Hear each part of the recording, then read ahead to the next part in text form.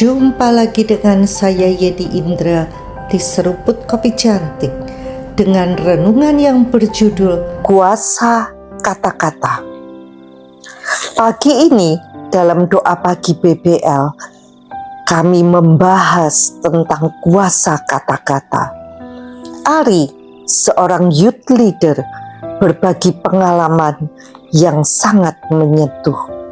Banyak anak muda di pelayanan saya mengalami masalah mental health, ujarnya. Setelah saya dekati, ternyata penyebab utamanya adalah perkataan negatif dari orang tua. Ucapan meremehkan, membandingkan, atau menyalahkan yang mungkin dimaksudkan agar anak berubah, tetapi justru melukai hati mereka. Akibatnya, anak-anak merasa tertolak, tidak percaya diri, bahkan ada yang depresi. Ari pun menasehati para orang tua ini agar berhenti mengucapkan kata-kata yang menghancurkan. Ia mengajarkan untuk mengganti perkataan kematian dengan firman Tuhan yang membangun, mengubah keluhan menjadi ucapan syukur, dan mulai menubuatkan hal-hal baik bagi anak-anaknya. Saat Ari mendoakan mereka, banyak orang tua menangis. Firman Tuhan menyentuh hati mereka. Perlahan-lahan, bukan hanya anak-anak yang dipulihkan, tetapi orang tuanya juga ikut bertumbuh dan dipulihkan. Wow, benih yang ditabur Ari sungguh luar biasa. Beberapa waktu yang lalu, saya, Angeline, dan teman-teman sempat berlibur ke Chiang Mai dan Chiang Rai. Begitu tiba, Pak Rudi jatuh sakit. Esoknya masih lemah. Kami bersepakat berdoa, memerintahkan kesembuhan, dan terus memperkatakan bahwa Pak Rudi sudah sembuh. Hasilnya, Pak Rudi sendiri yang bersaksi, tubuhnya langsung segar hingga kembali ke Jakarta. Di saat yang sama, di Indonesia sedang ramai dengan demo besar. Berita simpang siur membuat suasana tidak nyaman. Namun, karena terbiasa doa pagi BBL, kami memilih memperkatakan firman. Walau 1000 rebah di sisiku, 10.000 di sebelah kananku, tetapi itu tidak akan menimpa aku.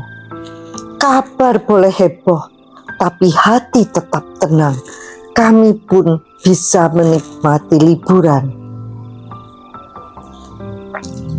Menjelang pulang, berita makin panas. Banyak yang menyarankan agar kami jangan pulang dulu. Namun setelah berdoa, kami memutuskan tetap kembali ke Jakarta. Kalau situasi di bandara tidak kondusif, kami siap menginap di hotel bandara. Ada satu kejadian lucu. Christina, teman kami, trauma duduk di kursi tengah karena repot kalau mau ke toilet. Pagi itu saat check-in online, semua kursi penuh, yang tersedia hanya di tengah. Bahkan sempat terpikir upgrade ke business class, tapi biayanya hampir sama dengan harga tur. Kami akhirnya sepakat berdoa minta mujizat.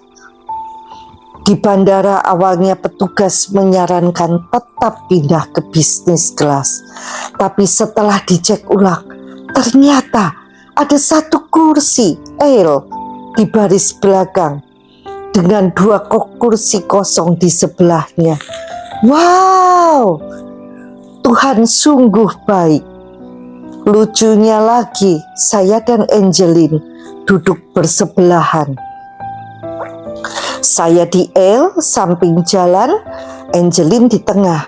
Lalu Angelin bertanya, "Bu Yeni, siapa ya yang duduk di window?" Saya spontan menjawab, "Nggak tahu, ya sudah kita perintahkan saja biar kosong." Tiba-tiba pramugari di belakang kami nyeletuk, "Alamak, perintahkan." Tetapi betul saja, kursi window itu kosong sampai pesawat itu terbang. Pelajarannya jelas, perkataan kita punya kuasa. Situasi bisa berubah hanya karena kita memperkatakan janji Tuhan, bukan berita simpang siur. Hati yang tadinya gelisah menjadi tenang karena kita tahu jika Allah di pihak kita, siapa dapat melawan kita. Seringkali kita tahu otoritas yang Tuhan beri, tetapi lupa mempraktekannya. Padahal saat dengan iman kita memerintahkan halangan pergi, jawaban doa nyata dan dapat kita alami. Firman Tuhan berkata, "As a man thinks in his heart, so is he." Seperti seorang pria berpikir dalam hatinya, begitu juga dia. Hidup dan mati dikuasai oleh lidah. Siapa suka menggemakannya akan memakan buahnya. Apa yang kita pikirkan dan ucapkan menentukan hasilnya. Jika sungguh percaya Tuhan, maka kata-kata kita akan selaras dengan iman. Seperti pohon dikenal dari buahnya, demikian pula hidup kita. Maka mari kita berhati-hati dengan apa yang keluar dari mulut kita. Ucapan kita bisa menjadi doa, nubuat, dan benih yang menumbuhkan mukjizat. Setuju? Sampai jumpa di episode berikutnya bersama Yeni Indra di Seruput Kopi Cantik. Tuhan memberkati.